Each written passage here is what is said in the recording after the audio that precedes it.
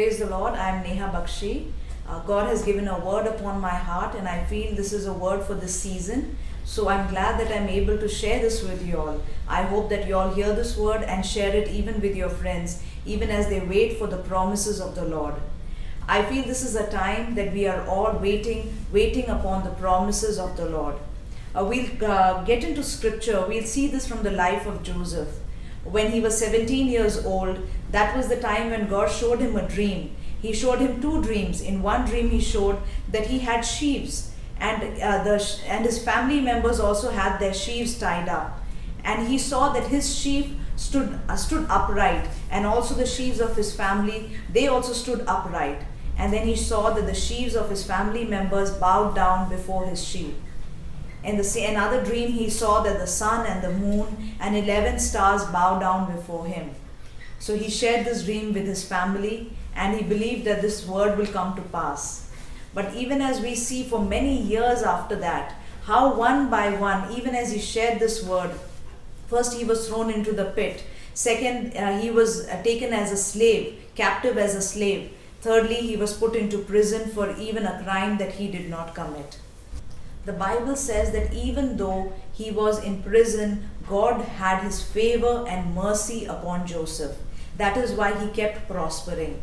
I feel even as we have all gotten promises, we are excited about inheriting those promises. But we are going through phases where we are feeling we are either in the pit, we are feeling that we've been made slaves, we are feeling lonely, that we are in prisons. We feel we are bound up in prisons where we cannot come out of.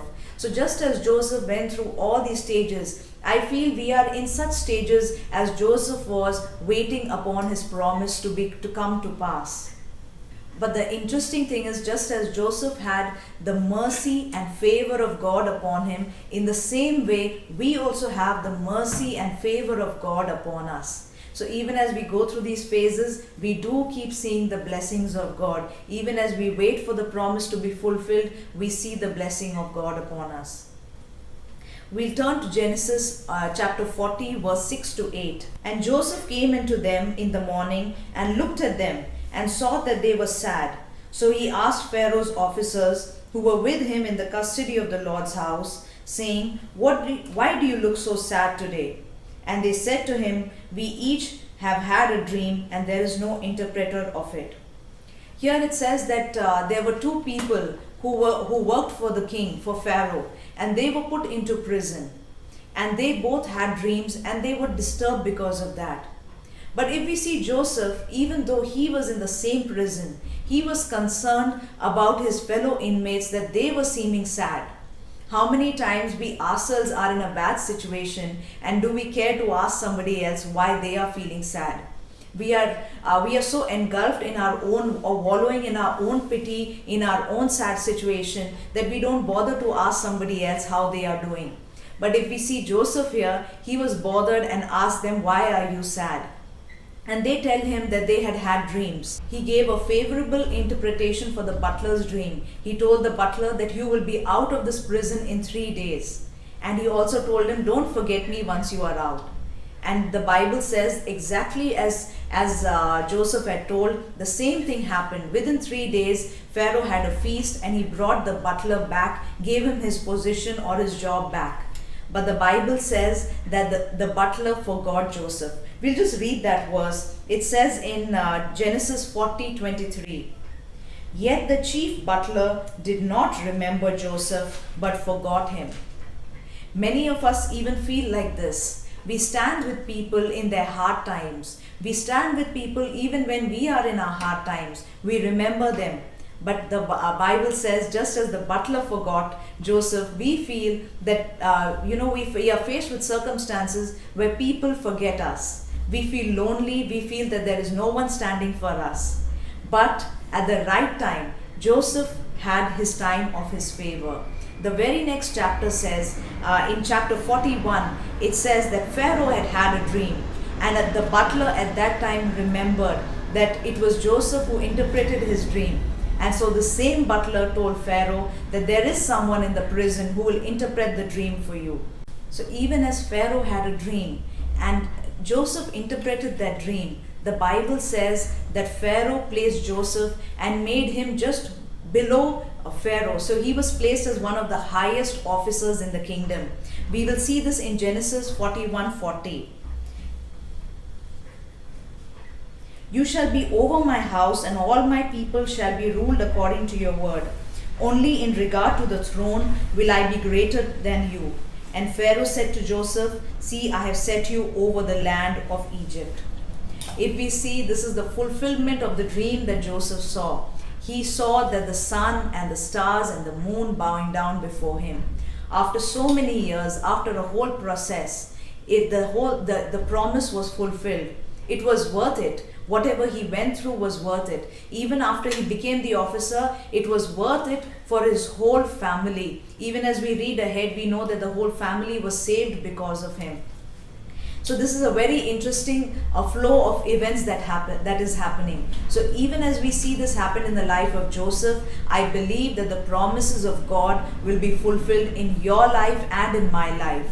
There's another verse in the Bible that talks in connection with this. That's in Hebrews chapter 6, verse 10 to verse 12.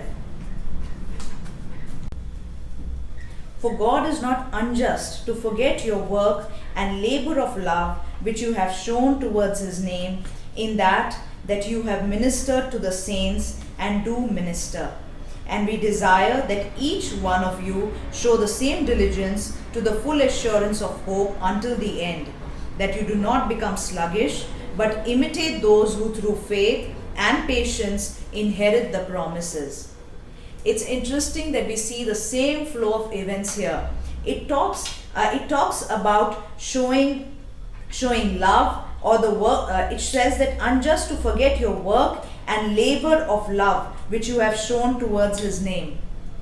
It is the same in the name of Jesus. When we show love towards people, it is a labor. And the Bible says God will not forget that. It is the same flow of events of showing that labor of love or love towards people, ministering to people, and receiving the promises of God. We see here, one is the labor of love, of ministering to people, of doing, even when we do not have our promises, of doing what God has asked us to do, even though it might be a labor. But we do that and God will not forget us, just as he did not forget Joseph. The second point that here says that we inherit our promises through faith and through patience. So even if you do not have your promise right now, please do not lose faith. Please do not lose patience. Please wait for that. Please wait for that to happen. If we lose faith, if we do not, wait and pray about it, if we do not expect it from God, we might lose it. It says here that you show the same diligence to the full assurance of hope until the end, that you do not become sluggish. Many of us, we get a promise from God and we become lazy. We forget about it. We don't go after God saying, God, give it to me. We do not do what we need to do to inherit that promise. We should not get lazy.